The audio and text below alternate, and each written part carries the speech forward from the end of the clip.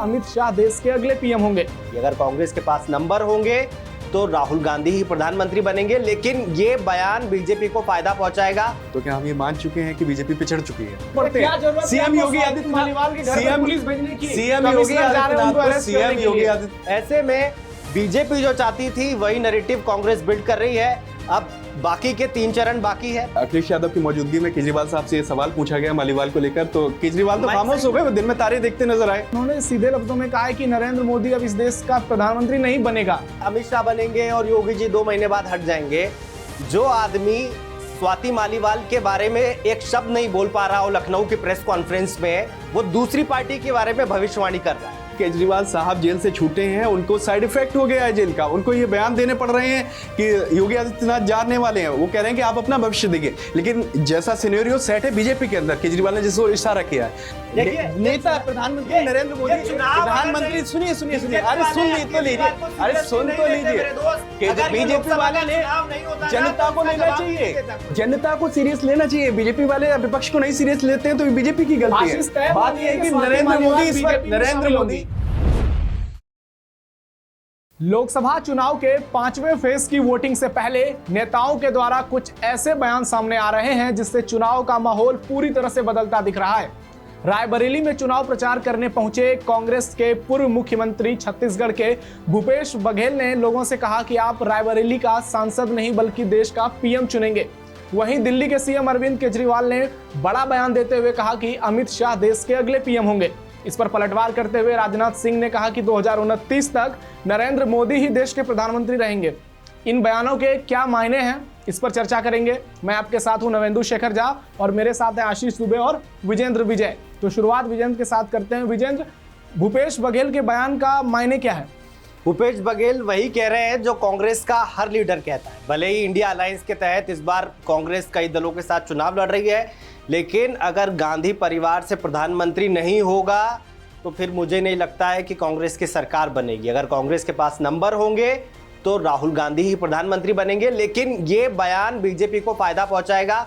BJP चाहती है कि राहुल गांधी और नरेंद्र मोदी की टक्कर सीधी हो, जिस तरह से 2014 में हुई, 2019 में हुई, जिसका फायदा बीजेपी को मिला। आशीष, नहीं, कुल मिलाकर बात सिर्फ इस वक्त ये है कि हम चर्चा कर रहे हैं कि राहुल गांधी प्रधानमंत्री के पद के उम्मीदवार कांग्रेस की तरफ से होंगे या नहीं होंगे, या इंडिया की तरफ से और कौन सा नेता होगा। तो क्या हम ये मान चुके हैं कि बीजेपी पिछड़ चुकी है?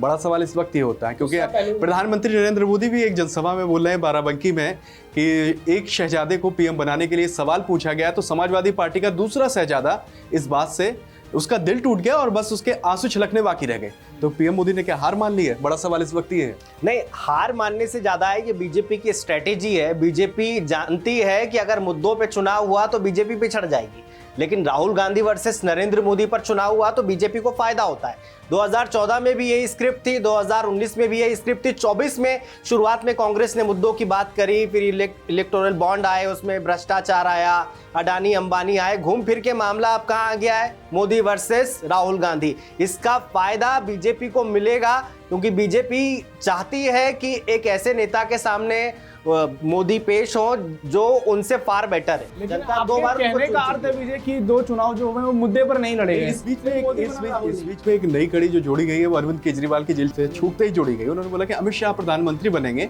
जिसके लिए पीएम मोदी बैटिंग कर रहे हैं। उन्होंने वो रूल भी बताया जिसके आधार पर लालकृष्ण आडवाणी और जोशी साहब को पार्टी से मार्गदर्शन मंडल बोलते हैं, आप शिष्टाचार में बोल सकते हो, मार्गदर्शक मंडल बना, उन्हें एक तरीके से उनको संन्यास दे दिया और पार्टी से बाहर का रास्ता दिखा दिया। लोग भी ऐसा कहते हैं, पार्टी से बाहर का रास्ता दे दिया। लेकिन अब दूसरी बात आती है, सीएम योगी आदित्यनाथ पे केजरीवाल बोल गए, तो उन्होंने बोल दिया कि भाई योगी आदित्यनाथ की छुट्टी होने वाली है।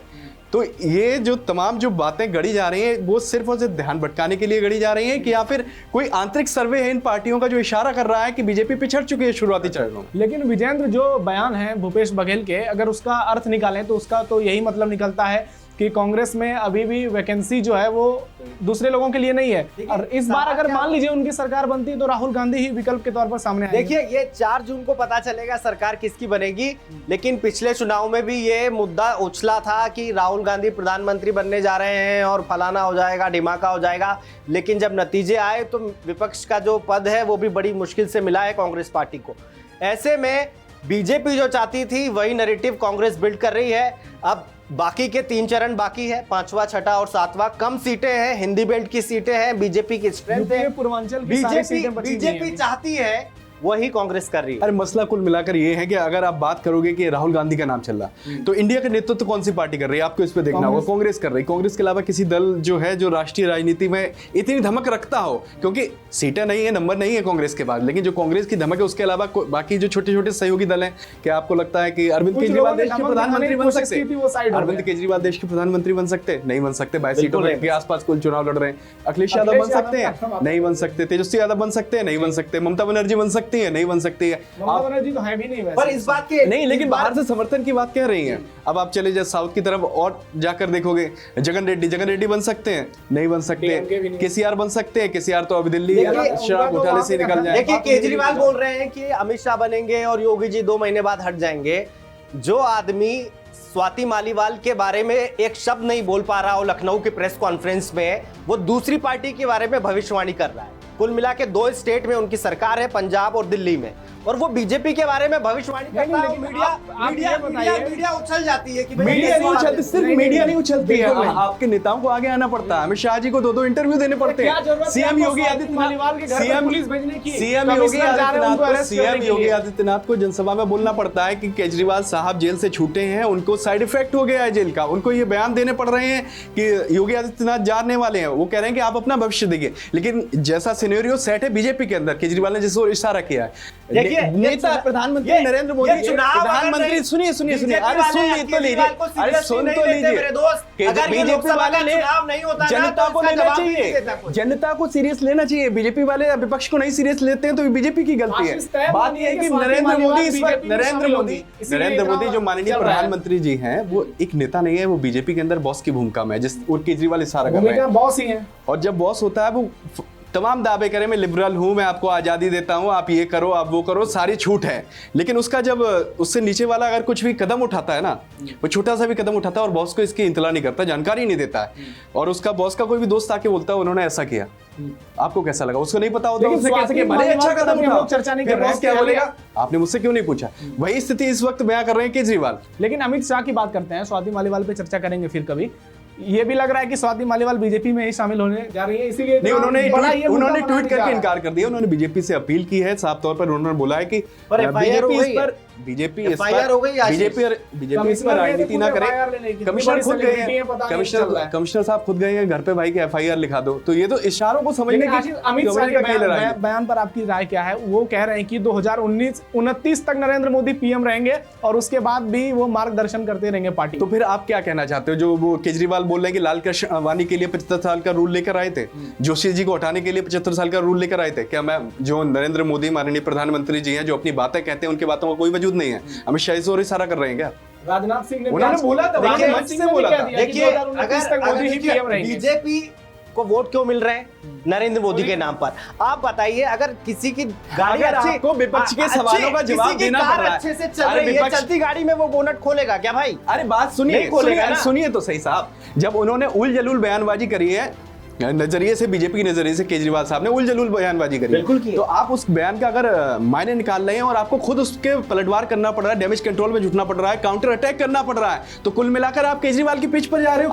आपको एक बयान याद होगा, प्रदेश के पूर्व सीएम है, मालीवाल की पिच पर तो जवाब दे, बीजेपी तो दूर की बात। मालीवाल से बड़े भी और भी मुद्दे हैं भैया। राज्यसभा सांसद है, उसकी CM हाउस में पिटाई हो रही है और आप इसे छोटी बात बोल रहे हैं। इसे बिल्कुल छोटी बात नहीं बोल रहा हूँ, लेकिन इसके अलावा और भी बातें हैं। जिस तरह से इस मुद्दे को इतना बड़ा बनाया जा रहा है, इतना उछाला जा रहा है, भैया जब आप नारी सुरक्षा की बात करते हो और आपकी महिला सांसद ही सुरक्षित नहीं है, आपका PA उसे पीट रहा है, प्रेस उससे सवाल पूछ रही है केजरीवाल साहब से, वो जवाब नहीं दे पा रहे हैं, तो भैया कहानी तो लंबी है ना। बीजेपी का मणिपुर में भी था। प्रेस कॉन्फ्रेंस में अखिलेश यादव की मौजूदगी में केजरीवाल साहब से सवाल पूछा गया मालीवाल को लेकर, तो केजरीवाल तो खामोश हो गए, वो दिन में तारे देखते नजर आए, उनको दिन में तारे दिख गए। वो तो अखिलेश का भला हो कि उन्होंने बचा लिया, उन्होंने बोला कि बीजेपी ऐसी पार्टी है झूठे मुकदमे दर्ज करती है, इनका कोई भी सगा नहीं है। दिल्ली में है, वो सरेंडर करेंगे, 2 तारीख को तिहाड़ जाएंगे, उसके 2 तारीख तक मान लीजिए कि 1 तारीख की शाम तक के सवाल उनके साथ घूमता रहेगा, लेकिन वो प्रचार नहीं कर पाएंगे। इस तरह के बयान आखिर मतलब आपको कैसे पता है कि क्या आपको पता है कि मालीवाल के पीछे से कौन है? भैया अगर आपका पीए, आपका दोस्त जैसा, आपका भाई जैसा कोई अगर केजरीवाल साहब का विभव कुमार को उनका भाई जैसा माना जाता है, वो 24 घंटे दिल्ली पुलिस किसके हाथ में? दिल्ली पुलिस किसके हाथ में? गिरफ्तार भैया करो भाई। मालीवाल ने गिरफ्तार पीसीआर करो। को फोन किया ना, दिल्ली पुलिस ने मालीवाल को फोन नहीं किया ना। अरे दिल्ली पुलिस तो घर तक पहुंच गई, कॉल की तो बात दूर छोड़ो भैया, भाई। राज्यसभा सांसद है, गिरफ्तार क्यों नहीं किया? राज्यसभा सांसद अगर कोई कमिश्नर पहुंचेंगे घर तक। कंप्लेन करेगी तो वो सीरियसली तो लेना होगा ना मेरे तो भाई। गिरफ्तार करिए ना, ये देश का कानून यही है। बिल्कुल। जो गलती करता गिरफ्तार भी होंगे। जो गलती करता है उसको उसकी गिरफ्तार सजा भी मिलती है, होंगे, उसके दोस्त को गिरफ्तार सजा भी नहीं होंगे। मिलती है। अगर संजय सिंह ये तस्दीक कर रहे हैं कि हाँ ये हुआ है, तो इसका मतलब हवा में नहीं है बात। आम आदमी तो पार्टी claim कर रही केजरीवाल है के कि हुआ साथ है। यूपी कल लखनऊ गए थे वो विभव जिनके नाम पर चर्चा हो रही है। यूपी में भी बीजेपी की सरकार है, अरेस्ट कर सकती है। दिल्ली में भी है आपके पास। और दूध का दूध पानी का पानी हो जाएगा। दिल्ली में भी चुनाव होने, पंजाब में भी चुनाव होने, क्या कुछ नंबर आएंगे, आम आदमी पार्टी की हैसियत पता लग जाएगी। लेकिन आशीष ये बताइए, इस तरह के बयान जो आते हैं नेताओं की ओर से, चाहे केजरीवाल हो, भूपेश बघेल हो, उस वैसे बयानों को इतना बड़ा मुद्दा क्यों बनाया जाता है? आपको भी याद होगा जब लोकसभा चुनाव शुरू होने वाला था, उससे पहले अखिलेश यादव ने एक बयान दिया था कि बीजेपी के सभी सांसदों का टिकट कटने वाला है, मोदी का टिकट खुद कट जाएगा। नतीजा आपके सामने आया, क्या हुआ? तो ऐसे जिस बयान का कोई अखिलेश यादव तो 79 सीट दे रहे हैं अपने गठबंधन को, 79 सीट दे रहे हैं। 400 जीतने की भी बात कर बात रहे इस थे वक्त ये है विधानसभा कि चुनाव अगर में। आप बोलोगे कि आप काम करोगे तो आपको काम करके दिखाना पड़ेगा। आप ऐसे ही मुद्दे बोलोगे, खुद मुद्दे गढ़ोगे कि हिंदू मुस्लिम मत करो, आपके घर चोरी हो जाएगा, आपका मंगलसूत्र चोरी हो जाएगा, मटन दोनों ओर से हिंदू मटन मुस्लिम होता है, एक तरफा नहीं मछली होता। तमाम आपके प्रॉपर्टी चोरी हो जाएगी। आप जब ऐसी बातें करोगे तो बंदे के दिमाग में क्या जाएगा, जनता के दिमाग में, हाँ भाई ये कौम है, ये हमारे लिए खतरा है। हिंदू सोचेगा मुस्लिम हमारे लिए खतरा बयान दे दिया कि है, और मुस्लिमों को पूरा आरक्षण दे दो। मुस्लिम समझेंगे हिंदू हमारे लिए खतरा है। अब जब खतरे में, अब लड़ाई किस बात की होगी? हिंदू मुस्लिम जो देखेंगे वो ये पार्टी हमारी तैसी है, ये आएगी तो हम बच जाएंगे। ये नहीं देखेंगे कि ये पार्टी आएगी तो विकास होगा, देश का भला होगा। ये नहीं देखेगी जनता। वो इस वक्त खाली ये देखेगी अपना वजूद बचाने के लिए हमारी जान बच जाए, बस कैसे।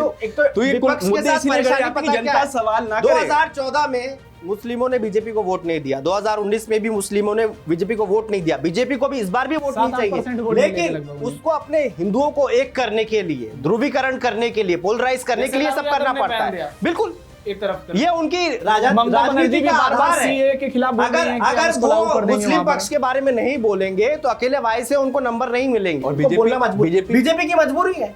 हिंदुत्व मजबूरी? पे बात करना और हिंदूवादी सोच के साथ आगे बढ़ना, ये बीजेपी की देखिए, ये मजबूरी है। शुरू से ही होता है। बीजेपी एक तरफ सहारा बात लेके करती है, तो दूसरी हिंदूवादी बात करते हो आप, हिंदू को डरा रहे मैं क्या बोल रहा हूँ, जब वो प्रधानमंत्री कहते हैं कि हो। आप ज्यादा बोल क्या रहे हैं, क्या नहीं बोल रहे, वो बात अलग है, लेकिन आपके प्रधानमंत्री बात बोलते के हैं मायने कि क्या ज्यादा निकल रहे हैं? बच्चे वाले आपका हक खा लेंगे, तो लोगों ने मतलब निकाला कि मुसलमान। प्रधानमंत्री ने एक इंटरव्यू में कह दिया भैया कई हिंदू हैं, उनके भी ज्यादा बच्चे हैं।